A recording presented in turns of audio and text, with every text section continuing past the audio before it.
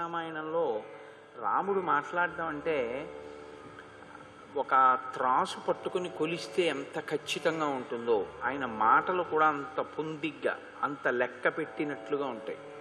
ఒక మాట ఎక్కువ ఉండదు, ఒక మాట తక్కువ ఉండదు. అంత అందంగా మాట్లాడతారు. నిష్కారణంగా పొగడరు, అకారణంగా తెగడరు.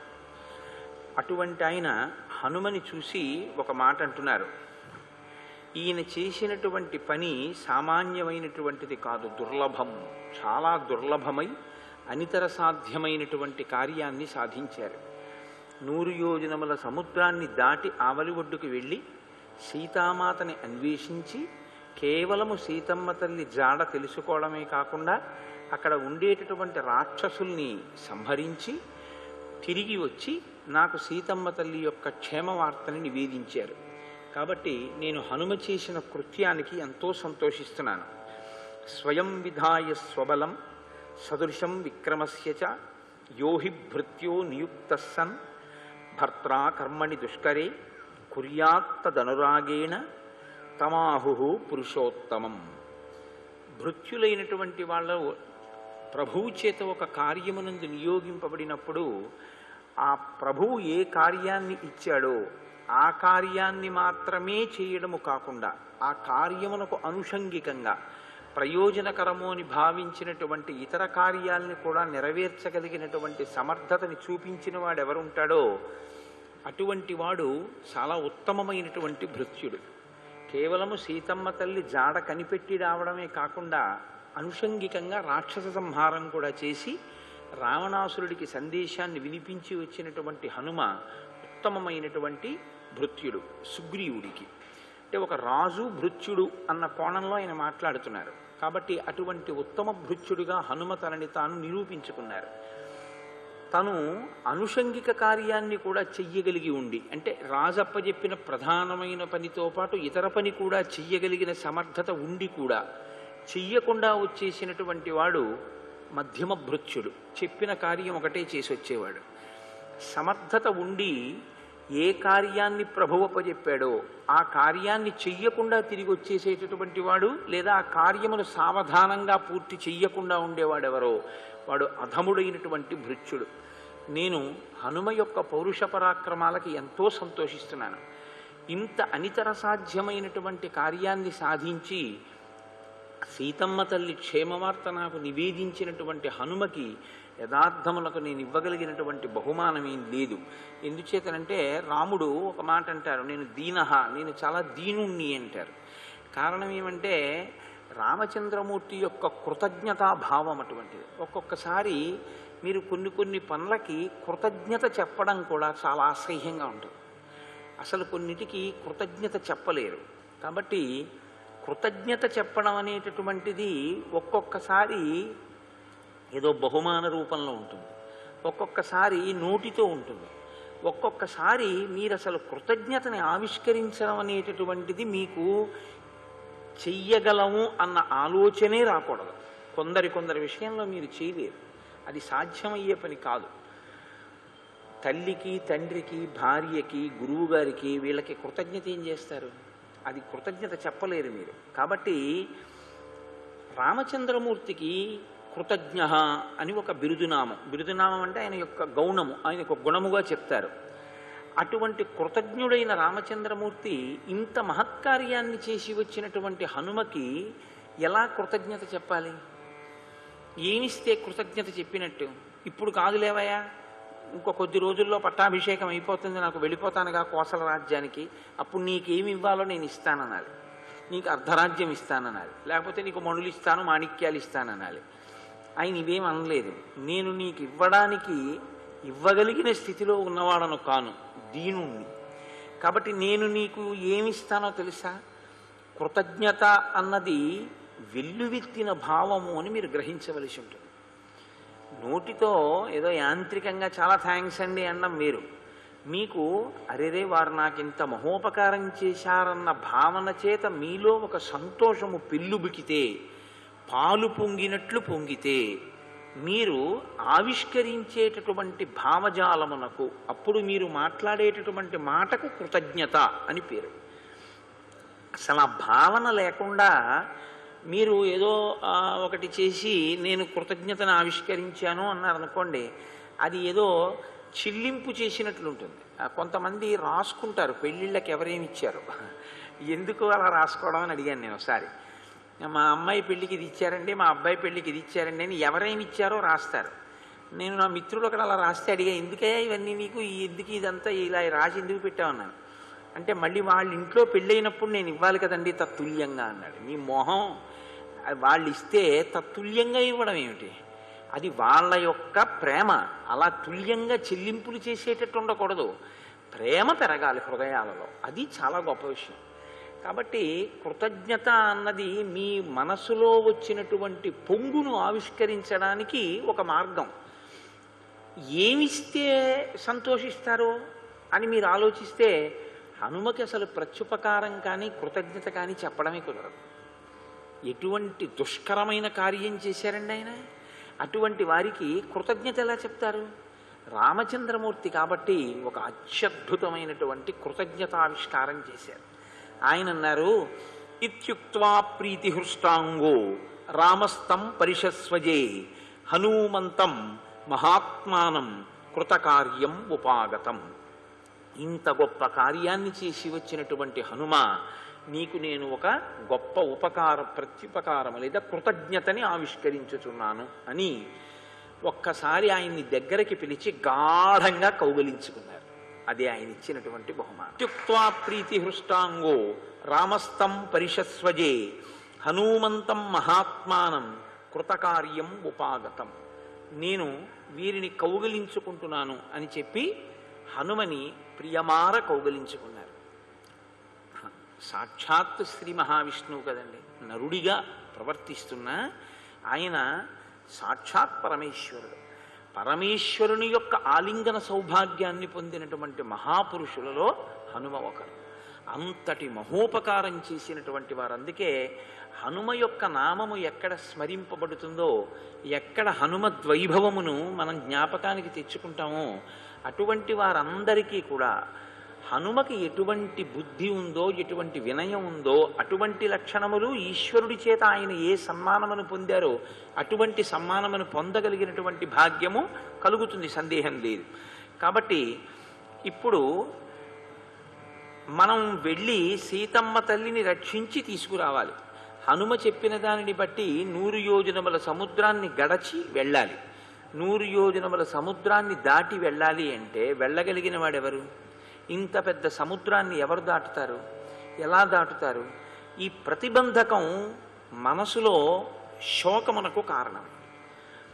ఇది మీరు, అందుకే నేను మీతో మనవి చేసేది తరచుగా, రామకథని నరుడి కథగానే మీరు వినండి తప్ప రామకథని ఈశ్వరుడి యొక్క కృత్యముగా మీరు వినకండి అని నేను చెప్తూ ఉంటాను.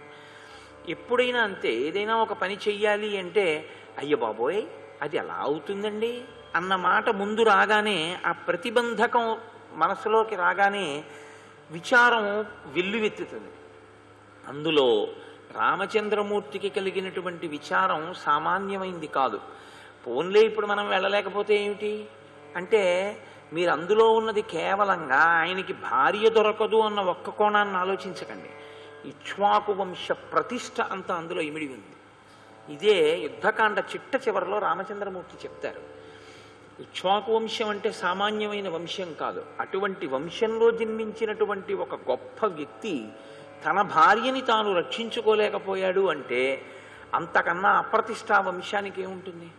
కాబట్టి ఇప్పుడు కేవలము భార్య తీసుకురావడం కాదు, అందులో తన క్షాత్రధర్మము, తన యొక్క పరాక్రమము, తన వంశ ప్రతిష్ట ఇన్ని ఇమిడి ఉన్నాయి. కాబట్టి 100 యోజనముల సముద్రాన్ని దాటి వెళ్ళడం చాలా కష్టంతో కూడుకున్నటువంటి విషయం. ఇంత పెద్ద ప్రతిబంధకాన్ని దాటి వెడితే తప్ప సీతమ్మ తల్లి దర్శనం కాదు. అక్కడికి వెళ్ళి మళ్ళీ రావణాసురుడితో యుద్ధం చేసి సీతమ్మని తీసుకురావాలి. ఇదంతా ఎలా జరుగుతుంది? హనుమ కాబట్టి వెళ్ళారు. మనం ఎలా వెడతాం? ఇంతమంది వానరులు, తాను, లక్ష్మణమూర్తి, వీళ్ళందరూ ఎలా దాటుతారు? మళ్ళీ ఒక్కసారి ఆయనలో ఆ ప్రతిబంధకాన్ని ఆలోచన చేసినప్పుడు మనసులోంచి విచారము పెళ్ళుబుకింది. ఆయన వెంటనే అంటారు, అప్పుడు సుగ్రీవుడు మంచి మిత్రుడు, అందుకే జీవితంలో ఎప్పుడూ కూడా ఒక మంచి మిత్రుడు ఉండాలి అంటారు. మిత్రుడు వేరు, స్నేహితుడు వేరు. మీరు ఈ రెండింటికి తేడా తెలుసుకోవాలి. స్నేహితులు ఎంతమంది అయినా ఉండొచ్చు, మిత్రుడు మాత్రం చాలా జాగ్రత్తగా మీరు నిర్ణయించుకుని ఈయన నా మిత్రుడిని పరిచయం చేయాలి. ఎవరిని పడితే వాళ్ళని తీసుకెళ్ళి ఈయన నా మిత్రుడండి అని చెప్పకూడదు. మితము నుంచి ఋతములోకి తీసుకెళ్ళగలిగిన వాడైతే మిత్రుడు. స్నేహము అంటే అంటుకుని ఉండడం. కనపడితే సంతోషంగా పలకరించుకుంటారు, మంచిదే, నేనేం దాన్ని తప్పు పట్టట్లేదు, కానీ అక్కడ వరకే స్నేహం. దాని వలన మీరు ఏదో కొత్తగా ఎదుగుదల సాధించడం అనేటటువంటిది కుదరదు. ఇద్దరూ కలిసి రైతు బజార్కి వెళ్ళొచ్చు, లేకపోతే ఏమైనా నాకు ఇవాళ ఆఫీసులో కొంచెం పనుంది, నువ్వు రిజర్వేషన్ టికెట్ తెచ్చిపెట్టచ్చు అని చెప్పచ్చు, అక్కడ వరకే. కానీ మిత్రుడు వేరు. మిత్రుడు ఏం చేస్తాడంటే మితము అంటే మీకు లేనిది, మీరు పొందడం సాధ్యం కానిది, మీరు చాలా తక్కువగా పరిమితంగా మీ దగ్గర ఉన్నదాన్ని చాలా పెంచి సత్యమును తెలుసుకోవడానికి వీలైన ప్రవర్తనగా మీ జీవితాన్ని దిద్దేటట్టు మాట్లాడగలిగిన ప్రజ్ఞ కలిగిన వాడిని మిత్రుడు అంటారు. మితము నుండి ఋతమునకు తీసుకెడతాడు. అందుకే మనం ఎప్పుడూ ఒక మాట అంటాం, నివేదన చేసినా మనం భోజనం చేస్తున్నా సత్యం తర్తేన పరిశించామి, సత్యము ఋతమగుగాక. రాత్రి అయితే ఋతం త్వా సత్యేన పరిశించామి, ఋతము సత్యమగుగాక. పగటిపూటైతే సత్యం త్వర్తేన పరిశించామి అనాలి, రాత్రి అయితే ఋతం త్వా సత్యేన పరిశించామి అనాలి. ఋతము చేత సత్యమును తెలుసుకోవాలి. అంటే ఇందులో ఉండి దీని వలన దీన్ని ఆధారం చేసుకుని దీన్ని ఉపకరణంగా ధర్మాన్ని పట్టుకుని మారుతున్న ధర్మాల్లో బాగా ఉంచుకుని మారని సత్యములోకి ప్రవేశించాలి. ఇది ఈ ఋతము అంటే ఏది తెలుసుకోవాలో, ఏ ధర్మం పట్టుకోవాలో, ఎలా ప్రవర్తించాలో మనకి నేర్పి తాను అలా ప్రవర్తిస్తూ ఆయనతో ఉన్న కారణం చేత మనం కూడా ఇలా ఉండవలసి ఉంటుంది అని ఆయన ప్రభావం మీ మీద పడ్డం వల్ల మీతో అటువంటి మంచి పని చేయించి ఇహమునందు పరమునందు మీకు ఈశ్వర సంబంధము వలన అభ్యున్నతిని కల్పించగలిగినటువంటి ప్రజ్ఞ, నడవడి చేత మాట చేత ప్రకాశించినటువంటి వాడితో కలిగినటువంటి అనుబంధమునకు మిత్రత్వం అని పేరు. కాబట్టి ఎప్పుడూ ఒక మిత్రుడు ఉండాలి. మిత్రుడు, స్నేహితుడు, ఇవి మంచి ఉపశమన వాక్యములు పలుకుతారు. నిరుత్సాహపరిచేవాడు పక్కన ఉంటే చాలా ప్రమాదం. ఎందుకంటే ఉత్సాహవంతుడు కూడా పాడైపోతాడు. మాట చాలా గొప్పది కదండి. కింద పడిన వాణ్ణి లేవతీయాలి, కానీ నించున్నవాణ్ణి లేవతీయడానికి ఏం ఉండదు. ఇది మీరు గుర్తిరగవలసి ఉంటుంది ఎప్పుడూ కూడా. మీరు ఎప్పుడూ ఎవరితో ఓదార్పు వచనం పలకాలంటే కష్టంతో ఉన్నవాడితోటే ఓదార్పు వచనం పలకాలి. సుఖంగా ఉన్నవాడికి మీ ఓదార్పు వచనం ఎందుకు? అవసరం ఏమి ఉండదు. కాబట్టి వాక్కునకు పరిణితి అంటే మనస్సు యొక్క సంస్కారం. మాట్లాడేటప్పుడు మీకు మీ మాట యొక్క వైభవం మీకు తెలిసి ఉంటే, నేను ఇప్పుడు ఒక ఓదార్పు వాక్యం పలికితే అతను మళ్ళీ ఉత్సాహం పుంజుకుంటాడు.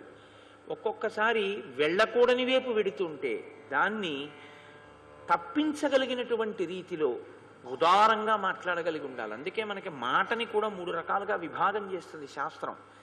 అన్నిటికన్నా గొప్ప వాక్యం ఏదో తెలుసా అండి? భార్యలా మాట్లాడడం. ఎందుకంటే మిగిలినవి పైన 2 ఉన్నాయి, కానీ ఆ 2 వినొచ్చు వినకపోవచ్చు, కానీ భార్యలా మాట్లాడగలిగితే వింటాడు. అది కూడా వినలేదనుకోండి, ఇక వాడు బాగుపడ్డాడు. ఎందుకంటే వేదము రాజశాసనంలా మాట్లాడుతుంది. సత్యం వద, ధర్మం చరా, ఇంకేం మొహమాటం ఉండదు. సత్యమునే పలుకు, ధర్మమునందు నిలబడు అంటుంది. పురాణం ఉందనుకోండి, మిత్రవాక్యం. సత్యము పలికితే హరిశ్చంద్రుడు ఏం పొందాడో తెలుసా? సత్యమును పట్టుకుంటే అదిగో మహానుభావులైనటువంటి వాళ్ళందరూ ఏ స్థితులు పొందారో తెలుసా? సత్యాన్ని విడిచిపెడితే ఏ పరిస్థితిలో పడిపోయాడో తెలుసా? ఒక మిత్రుల్లా మాట్లాడుతుంది. కావ్యము భార్యలా మాట్లాడుతుంది. కావ్యం అంటే రామాయణాదులు. భార్య సందర్భాన్ని చూస్తుంది, ఇప్పుడు చెప్పచ్చు ఈయనకి, వింటారు అని చాలా అనునయంగా మాట్లాడి, అలా చేయకుండా ఉండకూడదు, మీరు ఇబ్బంది పడిపోతాం కదా, ఎందుకు చెప్పండి అని బ్రతిమాలిన ధోరణిలో చెప్తుంది. దాన్ని కావ్య భాష అంటారు. కావ్య భాష భార్య చెప్పే భాషలో ఉంటుంది. అందుకే చాలా అనునయంగా మాట్లాడతాయి కావ్యాలు. కావ్యాలు పరుషమైన భాష ఉండదు. అందుకే ఎక్కడో తప్ప అసలు అటువంటి పదప్రయోగం చెయ్యరు. ఇప్పుడు అలా అనునయంగా చెప్తే వినగలిగినటువంటి స్థితి ఎవరికైనా ఉంటుంది. అటువంటి మిత్రుడు, ఒక స్నేహితుడు పక్కన ఉన్నాడు అనుకోండి, చక్కగా విచారము పెళ్ళుబుకినప్పుడే మంచి మాట చెప్పగలిగినటువంటి ప్రజ్ఞాధురీణుడై ఉంటే యువతలవాడిలో ఉన్న ఉత్సాహం మళ్ళీ ఉబుకుతుంది. నాకు అందుకే తరచూ ఒక మాట అనిపిస్తుంటుంది, ఇవి ఎవరికి తెలియాలి అంటే ప్రధానంగా ఆ పిల్లలకి తెలియవలసి ఉంటుంది. వాళ్ళు ఇప్పుడు కార్యసాధకులు వాళ్ళు కదండి. జీవితంలో యుద్ధం చేయవలసిన వాళ్ళు, యుద్ధం చేయడం అంటే నా ఉద్దేశం కత్తి పట్టుకోవడం అని కాదు, జీవితంలో ఎదురొడ్డి నిలబడవలసినటువంటి వాళ్ళు, కష్టము సుఖము అన్న ఈ రెండింటిలో బాగా అటు ఇటు ఊగిసలాడవలసినటువంటి వాళ్ళు. అటువంటి వాళ్ళకి ఇవి తెలిసాయి అనుకోండి, వాళ్ళు జీవితాన్ని పండించుకోవడం అలవాటు అవుతుంది, పరిణతి ఏర్పడుతుంది. పరిణతి మీరు ఒక్కటే జ్ఞాపకం పెట్టుకోండి, తన కష్టాన్ని తాను ఓర్చగలిగితే, తన సుఖానికి తాను హద్దులు మరిచిపోయి పొంగకుండా ఉంటే అంతే పరిణతి. అది చాలు, ఇంకంతకన్నా ఏం అక్కర్లేదు. చిన్న కష్టం వస్తే కుంగిపోవడం అలవాటు చేసుకున్నాడు అనుకోండి, ఇంకా ఆలోచన సరిగ్గా ఉండదు, ఎంతకైనా వెళ్ళిపోతాడు, పాతాళాన్ని వైపే పెడతాడు. చిన్న సుఖానికి పొంగిపోవడం అలవాటు అయిందనుకోండి, మీరు పట్టుకోలేరు. ఈ రెండు కాకుండా ఉండడం పరిణతి అన్నమాట. కష్టమునందు ఓర్చుకోవడం, సుఖమునందు విర్రవీగకుండా ఉండడం, రెండిటి యందు సమతౌల్యముతో నిలబడగలగడం, హర్షమును పొందడం తప్ప అతిశయము వైపుకి వెళ్లకుండా ఉండడం. ఈ పరిమితి తెలియాలి అంటే మీరు శ్రీరామాయణము వంటి కావ్యములు చదవాలి. అవి ఎంత గొప్పగా ఉంటాయో చూడండి. ఎక్కడ చాలా మంచి విషయాన్ని ప్రతిపాదించాలో, ఎక్కడ కీలకమైన విషయం మాట్లాడాలో అటువంటి కీలకాన్ని ఉపదేశం చేస్తారు. మీరు అందుకే వాల్మీకి రామాయణంలో ఇక యుద్ధకాండలో ప్రత్యేకించి మీకు ఒక గమ్మత్తు కనపడుతుంది. రాముడు మాట్లాడుతుంటాడు సచివులతో, రావణుడు మాట్లాడుతుంటాడు సచివులతో, రాముడు మాట్లాడతాడు స్నేహితులతో మిత్రులతో, రావణుడు మాట్లాడతాడు స్నేహితులతో మిత్రులతో. రాముడు ఎలా మాట్లాడతాడు, రావణుడు ఎలా మాట్లాడతాడు, రాముడితో ఎలా మాట్లాడతారు, రావణునితో ఎలా మాట్లాడతారు. రావణుడు సలహాలు అడిగితే ఎలా అడుగుతాడు, రాముడు సలహాలు అడిగితే ఎలా అడుగుతాడు.